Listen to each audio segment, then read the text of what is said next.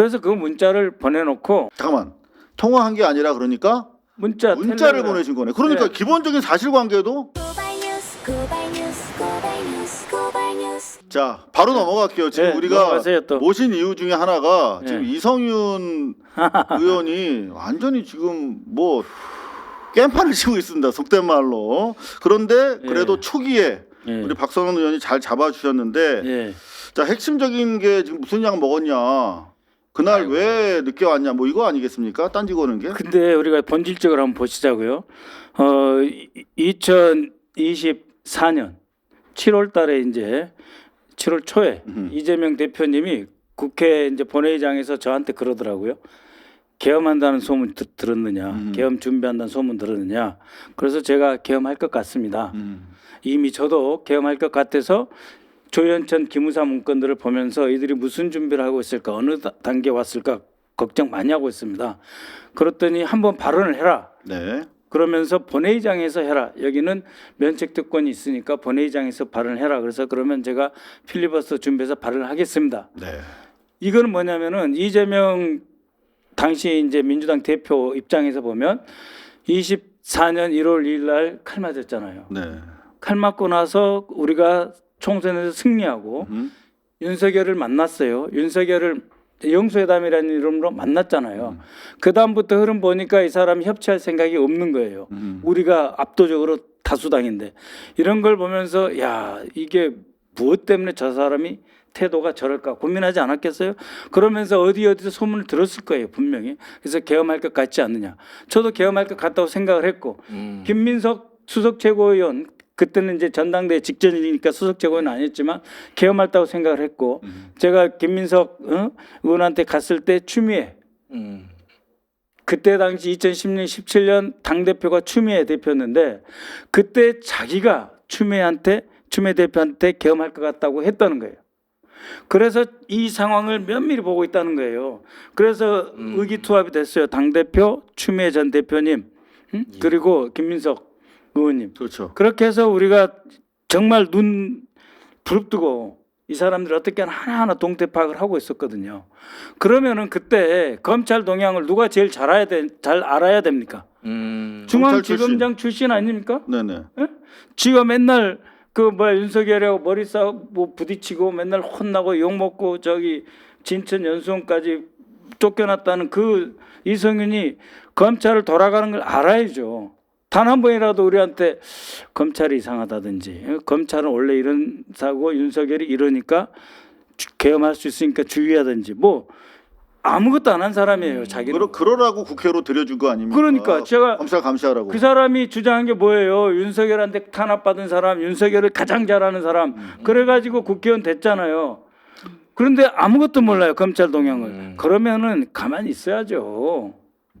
김민석 수석 최고위원 아니었으면요. 이걸 제가 계엄한다고 그럴 때 지도부하고 제대로 이렇게 한 덩어리가 돼서 하기 쉽지 않았어요. 자, 제가 지금 뭐 핵심적인 것만 얘기를 할게요. 방금 말씀하신 것처럼 그때 그 내란을 막기 위한 소위 말하면 네. 작은 TF 네. 아주 그 네. 수뇌부의 아주 비밀 네. 조직이었는데 그때 들어가 있지 않았으면 아무것도 안 한 거야. 그래서 대표님이 네. 김민석 수석 최고위원한테 저를 상황실장을 맡긴 거예요. 그렇죠. 그때가 평시인데. 정으로 상황실장, 그는 당무 네네. 상황실장.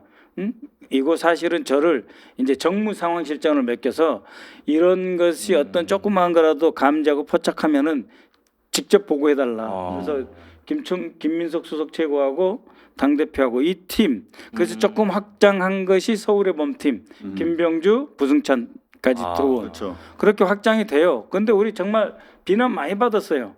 계엄 이야기 할 때마다. 중도중 떨어간다. 김용현이 조롱하는 거 있잖아요. 네. 뭐막 어깃장 놓으면서. 그러면서 소설 쓰시냐고 그러고 그러니까. 맨날. 어? 자기들은 다 신은 알고 시끄럽고. 있었던 거. 네. 그러니까요. 자, 그런데 네. 이성윤 의원이 이제 포인트로 네. 우리 박선원 의원 관련된 부분 민주당 의원과 네. 계엄 선포 직전에 통화를 했다라고 하는데 왜 전화 끊고 안 왔냐? 통화하셨습니까? 아니요. 아니 그러니까 이 사람들이 몰라서 그런 거지. 그 국회의장 우원식 의장님하고 12월 3일 저녁에 키르기즈스탄 대통령 국빈 만찬이 있었어요. 그렇죠. 그러니까 이게 얼마나 음험하냐면은 국회의장을 잡아놔야 되잖아요. 네. 그 쥐는 계엄을 해야 되고 윤석열은 계엄을 해야 되고 국회의장은 잡아놔야 되고 그러니까 아마 이렇게 생겼을 거예요. 국회의장이 국회의장 공간에서 한남동에서 키르기즈스탄 대통령하고 만찬을 하면 국회가 비었잖아요. 그때 윤석열이 지는 마음 편하게 군인을 동원해버리고 우원식 의장님이 간혹 술 한잔 하시는 분이니까 취해서 잘 거다. 이런 계산을 한 거잖아요. 근데 우원식 의장 그날 술 한 잔도 안 하시고 국회 안에는 사랑제에서 만찬하신 거예요. 그리고 정신 똑바로 차리고 귀가를 했는데 갑자기 제 보좌관한테서 계속적으로 문자가 한 10분 하나씩 계속 오는 거예요. 그때는 주로 707 동향이 왔고 네. 9시 50분에서 10시경에 전혀 성격이 다른 보고가 들어오는 거예요. 윤석열이 갑자기 예산 문제를 들고 나와서 이 시간에 우리를 비난하는 성명을 발표한다. 그렇지. 그러니까 성격이 다르잖아요. 그게 이제 언론사에도 그런 것들이 이제 풀이 됐단 말이죠. 그렇죠. 네. 이제 예산 가지고 민주당이 발목 잡는다며 비난하는 취지의 대국민 성명을 낼 걸로 우리는 알고 있어요. 그렇죠. 이렇게 하고 언론을 준비시킨 거죠. 그렇죠. 그렇게 네. 후보가 떴다고. 네. 그러면은 이 사람이 제정신이 아닌가 보구나. 갑자기 저녁 먹다가 이게 웬 발작이냐. 야, 그러니까 그 선빵하든지. 그러니까 앞에는 좀 군 관련 첩보가 들어오니까 긴장을 했다가 그 상태에서 갑자기 기자회견을 한다고 하면 성격이 완전히 다르잖아요. 계엄이라고는 상상도 못하는. 상상을 못한 거예요. 이 두 개가 연결이 안 됐어요. 제 머리에는. 네. 왜냐하면 저는 12월 10일 전후 크리스마스 앞두고 계엄할 거라고 생각을 해서 12월 2, 3일은 덜 긴장을 좀 덜한 상태였어요. 국회도 계속 열려 있었잖아요. 열려 있었고 예. 12월 9일까지 예산 국회가 연장이 됐어요. 한 연장돼 10일 가까이. 우원식 의장이 연장을 시켰어요. 이 예산 가지고 우리를 뭐라고 할 이야기가 없는데 왜냐하면 우리가 예산을 일주일 더 이야기하겠다고 회기를 연장시켰으니까 이 네. 사람 정말 엇발질 짓는 이상한 사람이다. 그래서 그 문자를 보내놓고 잠깐만. 통화한 게 아니라 그러니까 문자를 문자를 보내신 거네. 그러니까 네. 기본적인 사실관계도 틀린 거네 지금 네. 이성윤 아니 씨는. 그러니까 그때는 저녁 8시 한 20분에서 9시 한 조금 넘어서 제가 집에 들어왔기 때문에 그 시간에 뭐 전화하고 이럴 상황은 아니고 계속 보고를 받고 있다가 그러다가 이제 제가 우리 보좌관이 계엄하니까 의원님 피하십시오 해가지고 딱 보니까 윤석열이가 텔레비에 나와서 짐 싸들고 바로 그냥 옷만 입고 바로 국회로 달려왔거든요. 그때부터 이제 단톡방이 열려서 천준호 그때 전략위원장이 다 전부 국회로 모입시다고. 왜 우리 그 전부터 마음이 준비가 돼 있으니까. 그렇게 몰려드는 과정이었어요. 그때 뭐 했냐고요 도대체 자기들은. 우리를 얼마나 비웃은 줄 아세요? 아, 당내에서도 당내에서 심지어? 예. 증거가 있느냐 증거 내놔라. 그러면 중도층 민심 생각 안 하냐? 안 하냐 뭐 이상한 소리 한다 제정신이냐 대표한테 이상한 보고하지 마라 뭐 이런 분위기 있잖아요. 그거를 우리는 첩보 하나하나 보면서 이 사람들이 계속 밟아가고 있다. 김민석 그때 의원하고 저기 김영현 신원식하고 국회에서 붙는 거 봤어요? 네. 봤죠. 장관 뭐 김영하고 그때는요 살벌했어요. 진짜 살벌한 거예요. 그거는 너 죽이겠다는 거예요. 어떻게 정상적으로 이제 막 장관 된 사람 또 이제 막 국가안보실장 된 신원식 김용현이 그렇게 말을 해요. 그렇게 말 못해요. 네. 여인영이 그렇게 버릇없이 할 수 있어요? 그거는 비웃음. 딱 옷 속에 갑옷 속에 칼 딱 집어넣고 떠들어봐. 너는 곧 죽어. 이런 그 조롱하듯이. 그렇죠. 그 사실 이재명 대표와 뭔가 이제 주변에서 이제 수그이하고 긴박하게 뭔가 이야기를 네. 진행하는 것들이 질투심에 불탄 거지. 쟤네 뭐야 뭐 이러고 그러면서 이제 오히려 비판을 했던 네. 그 세력 중에 하나인데 아무 역할도 못하고 그리고 지금 기본적으로 지금 팩트 체킹이 계속 되고 있습니다. 김민석 당시 네. 의원께서 네. 늦었지만 제 시간에 와서 이미 이제 바로 예. 표결은 이미 직후에 끝난 거고 오늘 이제 예. 뉴스공장 바로 예. 다음 넘어 들어오신 게 확인이 되는데 예. 전화를 받고도 왜 안 왔냐라는 취지로 허위 사실로 지금 네, 허위 사실이에요. 보도를 한 거네요. 전혀 다르죠. 그러니까는 우리가 일반적으로 10시 다 돼가지고 왜냐면 하루 종일 수석 최고위원들이 아침 6시부터 이렇게 피곤이 막 쩔어져 있잖아요. 다. 더구나 김민석 의원은 그때 병원까지 가서 네, 주사를 그때 이제 맞았다고 아니 하더라고요. 보편적으로 의원들끼리 9시 넘으면 잘 전화를 안 해요. 문자를 하는 거지. 그죠. 이재명 대통령이나 뭐 밤에 네. 카톡하고 그러죠. 아, 그분도 아니 그냥 그분도 문자 하시는 거잖아요. 네, 그러니까. 네? 그러는 거지 막 전화해가지고 뭐 아니 그럼요. 그렇지 조금 쉬어야죠. 않거든요. 그때라도. 네? 네. 그러다가 이제 국회를 뛰어온 건데 그때 하나 이제 에피소드를 이야기하면은 우리가 10월 말 11월 막 이때도 서울역 앞에서 집회를 하다가 네. 광화문으로 집회를 한번 옮겼어요. 네. 그래서 광화문에 나온 시민들하고 같이 합시다. 제가 제안을 했어요. 아무래도 시민들 하고 우리 그 당하고 따로따로 집회하는 게 안 좋다. 저 유사시에 민주당 원래 숭례문 앞에서 했었죠. 따로 했었어. 기억나요? 따로 네. 서울역 숭례문 그 사이에 했어요. 그래서 이게 안 된다. 시민들하고 같이 해야 된다. 유사시에 같이 싸워야 된다. 그래가지고 우리가 광화문을 옮겼어요. 네. 그랬을 때 이 이재명 대표가 이제 얼굴도 가리고 예? 그리고 보좌관 경호원처럼 딱 하나 데리고 그 한 바퀴 싹 돌아봤어요. 네네. 근데 경찰이 굉장히 표독스러운 거예요. 맞아. 저희도 그때 생중계를 했는데 경찰이랑 엄청나게 저도 몸싸움하고 그랬어요. 네, 그랬잖아요. 네. 예? 오히려 막 계속 그 대열을 좁히고. 예. 맞아. 그리고 이제 저기 우리 그 저기 사회민주당 그렇죠. 한창민. 한창민 의원도 막 얻어 막히고 막히고 막 예. 몸 다치고 그쪽까지 가서 직접 보시고 이러면서 이상하게 기동대의 태도도 다르고 기동대의 무장 방패도 다르고 기동대의 이렇게 저기 뭐 이렇게 정강이 보호대 같은 것도 다르고 완전히 다르더라는 거예요. 그렇죠. 옛날 백골단처럼 전투복장으로 완전히 그랬어요. 왔어요. 그래서 이 대표가 굉장히 긴장되고 상기돼 가지고 완전 이상하다는 느낌을 10월 말 그러니까 10월 말이 언제냐 정기국회 끝나고 예?